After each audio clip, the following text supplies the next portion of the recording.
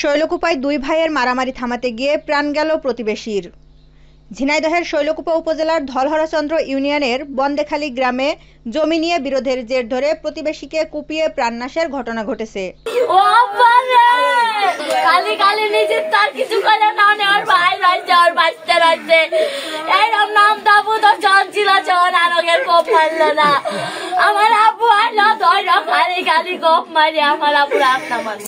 এই ঘটনায় আহত হয়েছে আরো ৩ জন।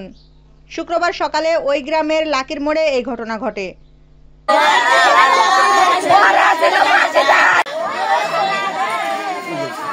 নিহত সুফি শেখ ৩২ ওই গ্রামের মৃত নওয়াব আলীর ছেলে।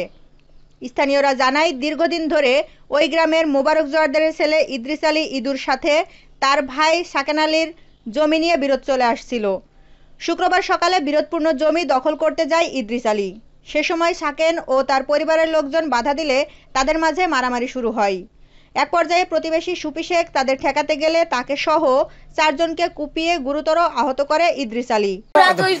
দুই ভাই মারামারি করতেছে, সবাই রয়েছে, আমার মায়ের চাল করতেছে, আমরা দাঁড়াচ্ছি, ওই রকম মাছ ওরা কোলা গাছ মালা গাছ ঈদ হয়েছে কাটেছে, আর ওর ভাই রয়েছে, ওর বাঁচতে রয়েছে, কারণ মারিনি, না মারলে আবার সবাই দোকানে যাইছে। আমার আব্বু মন করছে কি হয়েছে, আমার আব্বু আইছে, আসার পরে খালি খালি আমার আব্বুর টেনে কোপ মারেছে, আমার আব্বু পড়ে গেছে, আর ওর ভাইরা রয়েছে, কেউ কিচ্ছু করলো না, খালি খালি আমার আব্বুর মেরে বেড়া দিল, আমার আব্বুর কাটিয়ে বেড়া দিল। আমি যখন আমার আব্বুর হাত ধরে রাখছি রে, আমার আব্বুর মুখ চোখ সব কালো হয়ে গেছিল রে।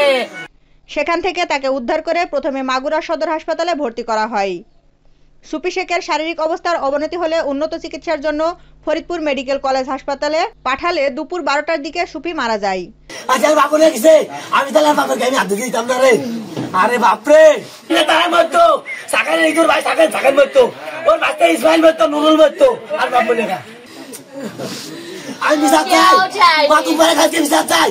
শৈলকুপা থানার ওসি মাসুম খান বলেন, ঘটনার সংবাদ শুনেই এলাকায় পুলিশ পাঠানো হয়েছে। জড়িতদের গ্রেপ্তারে পুলিশ অভিযান চালাচ্ছে।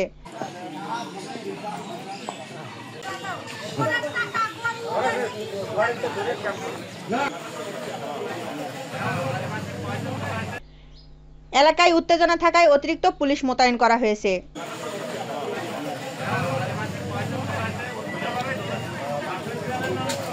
এই ঘটনায় ঘাতক ইদ্রিস আলীকে আটক করেছে পুলিশ।